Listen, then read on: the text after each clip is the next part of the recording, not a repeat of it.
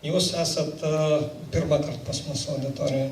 Vakar klausiau su dideliu dėmesiu jūsų laidą ir jūsų šnekėjimą Lietuvos radijo laidoje, šnekant apie privačius miškus, bet mes matom, kad bendradarbiavimas tarp miškininkų, tarp urėdijų ir tarp miško savininkų jis visada buvo normalus.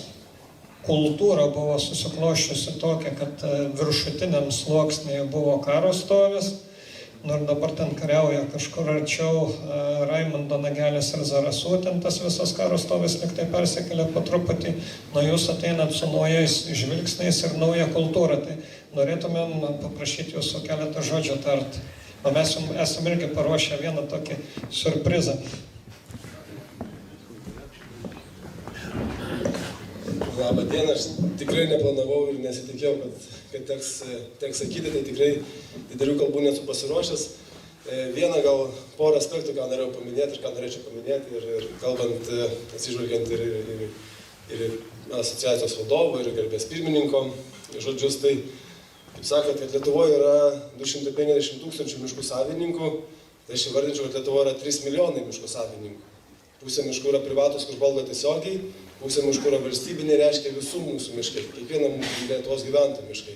Tai jeigu tai būtų galima, jeigu drįščiau tai pasakyti, kad mes kaip įmonė prižiūrim ir atstovaujam 3 milijonus miškų savininkų, tai manau, kad irgi esam ir to požiūrį žiūrim, kad miškas ir valstybiniai miškai yra kiekvieno Lietuvos gyventojų miškai. Ir mes visų pirma nusiteikę ir tas yra pavesta mums, kad mes turime miškais rūpintis, juos prižiūrėti, saugoti, išlaikant tvaraus miškininkystės ūkininkavimo principus. Kalbant apie santykį arba bendradarbiavimą su privačiais miškais, tai jau ir įstatymė yra apibrėžta, kad mes kaip įmonė turim rūpintis ne tik valstybės miškais, bet ir privačiais miškais. Gaisrinių požiūrių, sanitariniais požiūriais, taip pat ir prižiūrim bendrą kelių tinklą. Tai šiuo atveju mes tikrai, kalbos apie karo stovį tikriausiai neturėtų būti net jokio pagrindo. Mes tikrai esame nusiteikę būti konstruktyvūs partneriai, kartu spręsti klausimus, kartu prižiūrėti.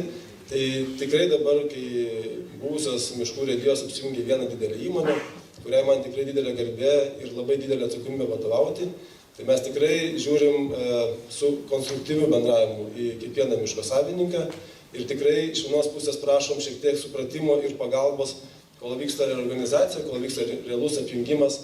Tai galbūt kai kurie procesai šiek tiek lėčiau juda, galbūt mums viduje reikia susistruktūrizuoti, tai va čia tikrai prašom jūsų palaikymo ir supratimo, iš kitos pusės pagalbos, kad jeigu matot, ką mes galim padaryti geriau, tikrai pasakykite, tikrai esame nusiteikę išklausyti ir tikrai judėti į priekį. O bendrai tai tikrai esame nusiteikę bendradarbiauti ir tikrai kviečiam bendram diskusijų ir kad tokių kalbų, kad yra kažkur tai karo stovis, kad net neliktų, o sakytų, kad mes esam geriausi partneriai, kokie gali būti.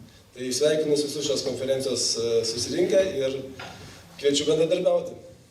Algis pavedė man paskelbti vieną nominaciją už ryžtą ir drąsą užimti šitą poziciją, reiškia, yra nugalėtojas.